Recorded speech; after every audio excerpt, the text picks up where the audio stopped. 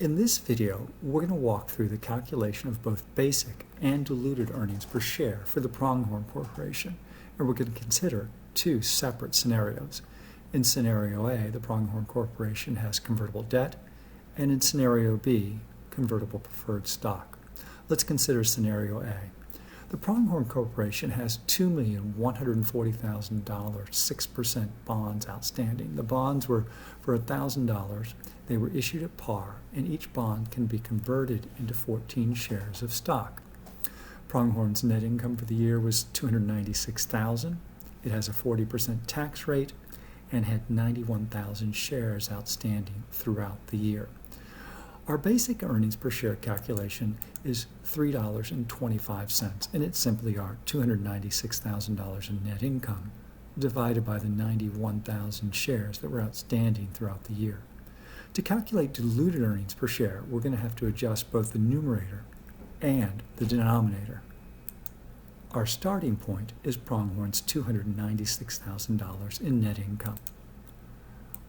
Our calculations will use the if converted method, under which we treat the 6% convertible bonds as if they had been converted into common stock on the first day of the year. Of course, if the bonds are converted at the beginning of the year, we would have more shares outstanding throughout the year. We would eliminate interest expense on the bonds. This, on the other hand, would increase our tax expense because we'd have higher taxable income, but it would ultimately increase our net income. Our interest savings is $128,400. This is the $2,140,000 worth of bonds times the 6% market interest rate. And again, in this case, the market interest rate is the same as the coupon rate since the bonds were issued at par. If they were issued at a premium or discount, we would have to consider the amortization of that premium or discount. The interest savings would result in higher taxable income, which would result in an additional $51,360 in taxes. That's simply the interest savings times our 40% tax rate. This gives us an adjusted net income of $373,040. That's our original net income, adding back the interest savings and subtracting the increase in taxes. Next, we have to calculate our adjusted denominator. We begin with our 91,000 shares outstanding. We have 2,140 bonds outstanding. That was the face value of our bonds divided by the $1,000 par value. If we take the 2,140 bonds outstanding, multiply it by the 14 shares per bond, we get an additional 29,960 shares of stock for a total of 120,960 shares. So our diluted earnings per share will be our adjusted net income of $373,040 divided by our adjusted weighted average shares outstanding. We get $3.08 in diluted earnings per share.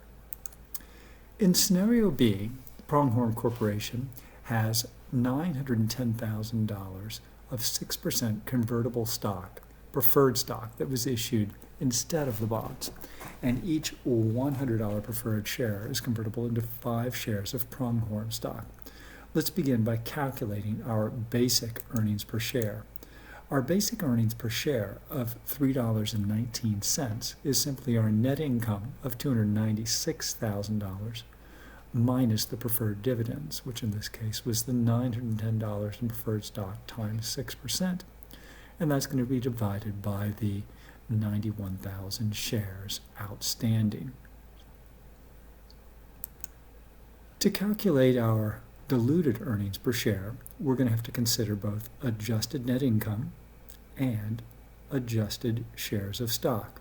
In terms of our adjusted net income, we begin with our $296,000 in net income, but we have no adjustment to net income for preferred dividends since the dividends are paid from net income and they are not tax deductible. Therefore, there's no tax savings either.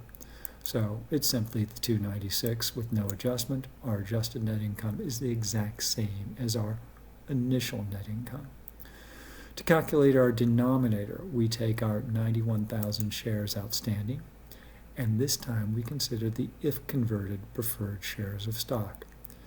Again, we had 99,100 shares of preferred stock. Each share can be converted into 5 shares of common stock.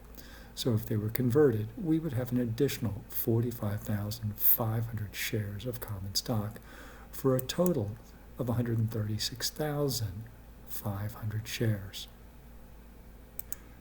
And $2.17 for our diluted earnings per share. That's our $296,000 in adjusted net income divided by our 136,500 diluted shares.